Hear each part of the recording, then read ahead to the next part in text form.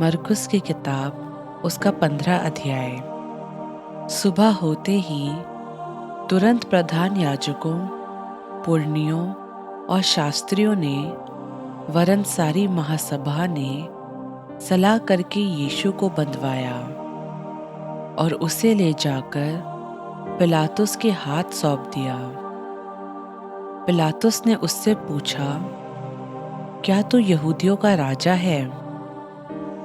यीशु ने उसको उत्तर दिया, तू अपने आप ही कह रहा है। प्रधान याजक उस पर बहुत बातों का दोष लगा रहे थे।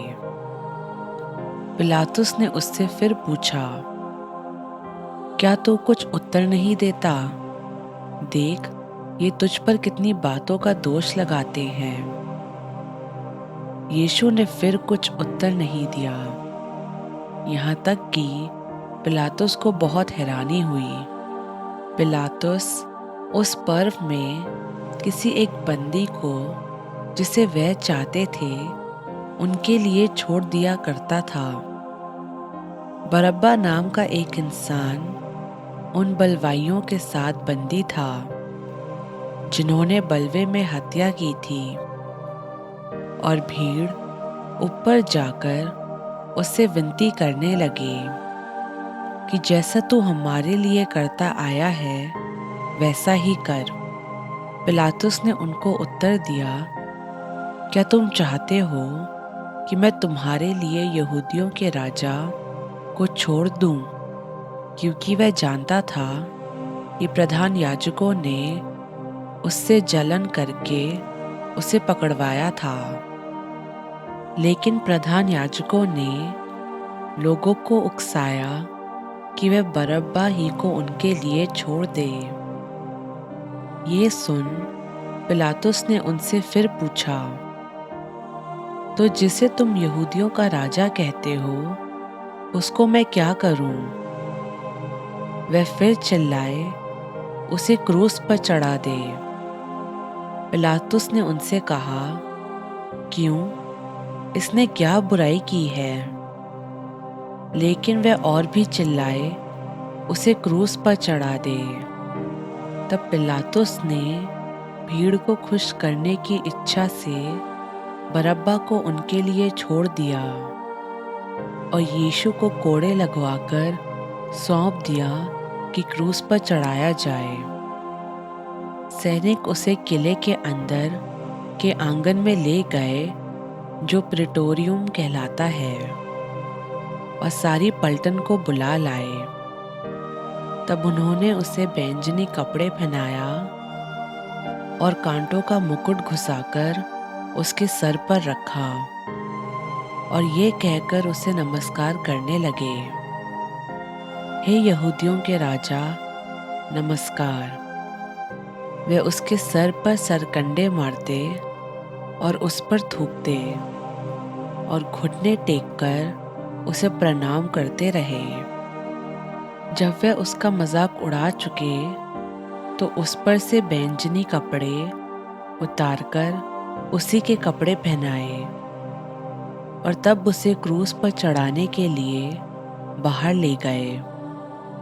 सिकंदर और रूफुस का पिता शिमोन, एक कुरेनी इंसान जो गांव से आ रहा था, उधर से निकला।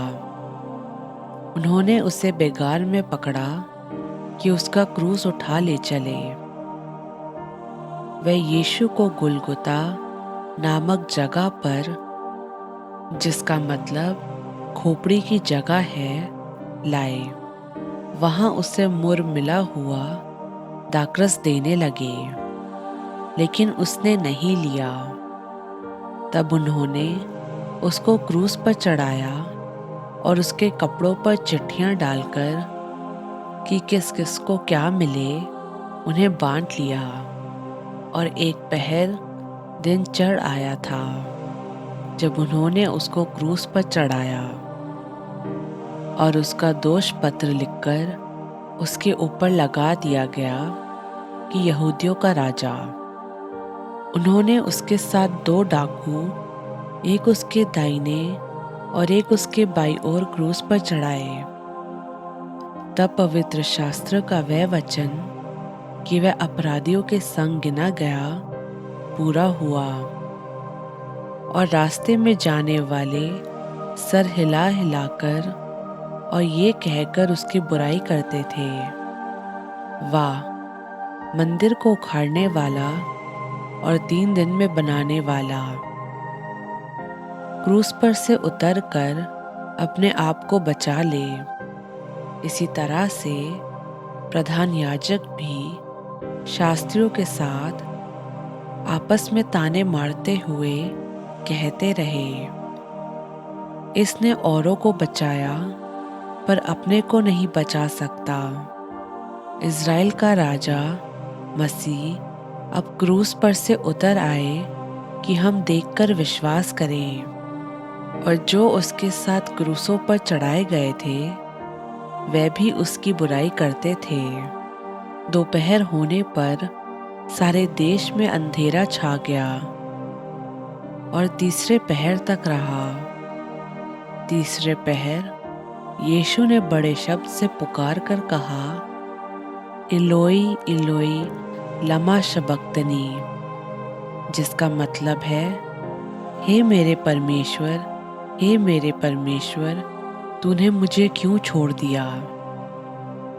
जो पास खड़े थे उनमें से कुछ ने ये सुनकर कहा, देखो, ये एलिया को पुकारता है।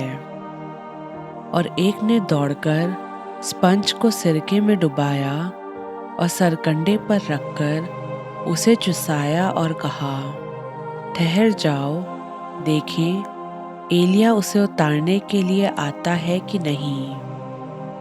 तब यीशु ने बड़े शब्द से चिल्लाकर अपनी जान छोड़ दी और मंदिर का पर्दा ऊपर से नीचे तक फटकर 2 टुकड़े हो गया।